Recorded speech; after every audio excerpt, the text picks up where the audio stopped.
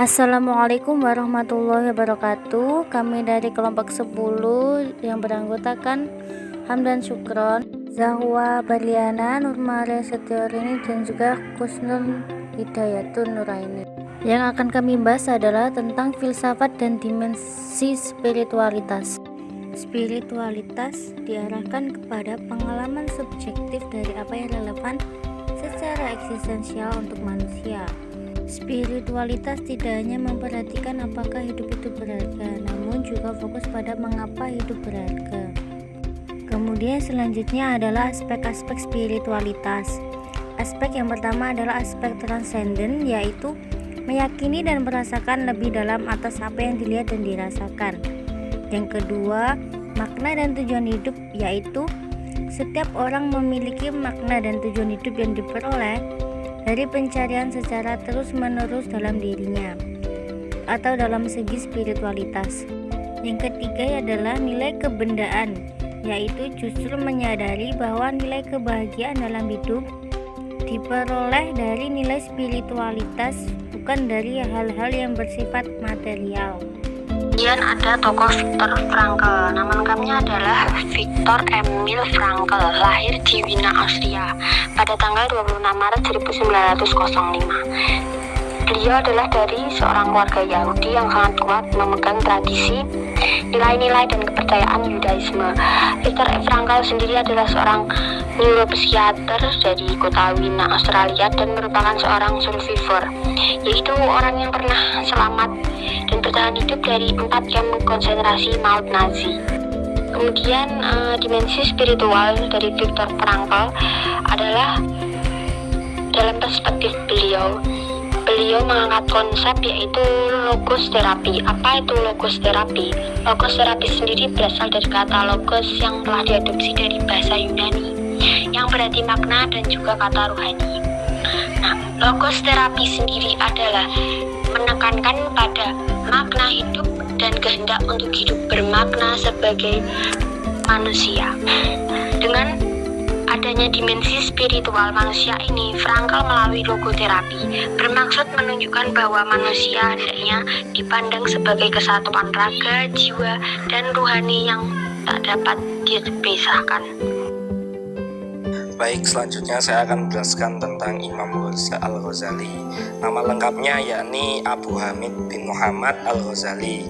Ia dilahirkan pada abad ke-5 Hijriah, yaitu tahun 450 Hijriah bersamaan 158 Masehi di kota Taus, daerah Khusoran, dan meninggal pada tahun 111 Masehi. Nah, ia lahir di tengah penduduk kota yang mayoritasnya beragama Islam, Syiah, dan Kristen. Al-Ghazali sangat memperhatikan masalah spiritualitas. Ia meninggalkan segala kemewahan dan kesenangan duniawi dan tenggelam dalam kehidupan dan praktek tasawuf bertahun-tahun lamanya guna mendapatkan kebenaran hakiki.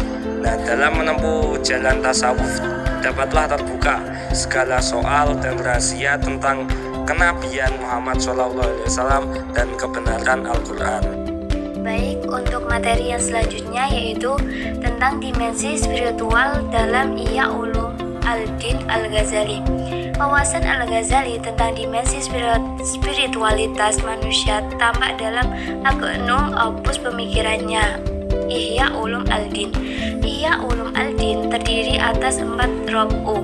Yang pertama yaitu Roboul Ibadat, yang kedua Roboul Al-Adat, yang ketiga Roboul Al-Muhlikat, dan yang keempat atau yang terakhir Roboul Al-Mu'jiyat.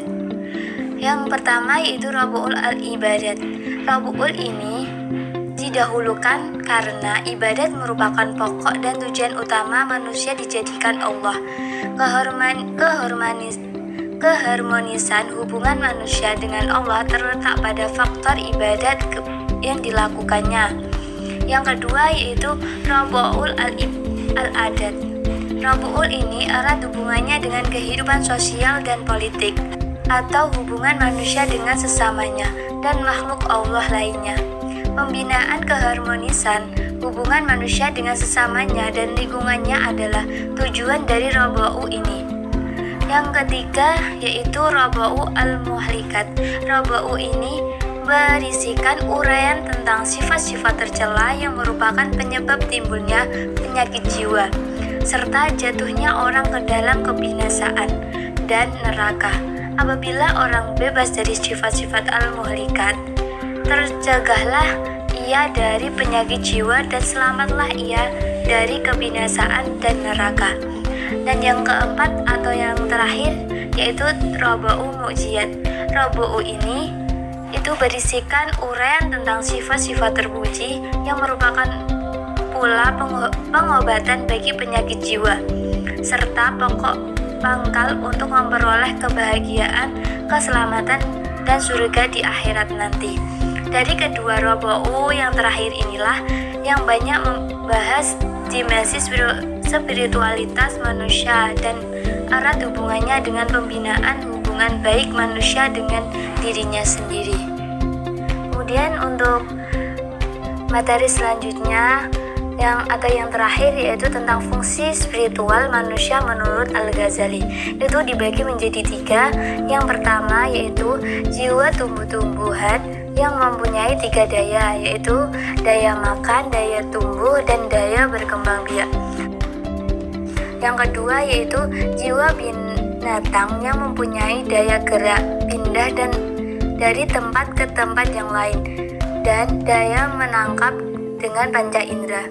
Dan yang ketiga atau yang terakhir yaitu jiwa manusia yang mempunyai hanya 1 daya, yaitu berpikir yang disebut akal. Baik, demikianlah video penjelasan dari kami. Kurang lebihnya mohon maaf dan terima kasih sudah menonton videonya. Wassalamualaikum warahmatullahi wabarakatuh.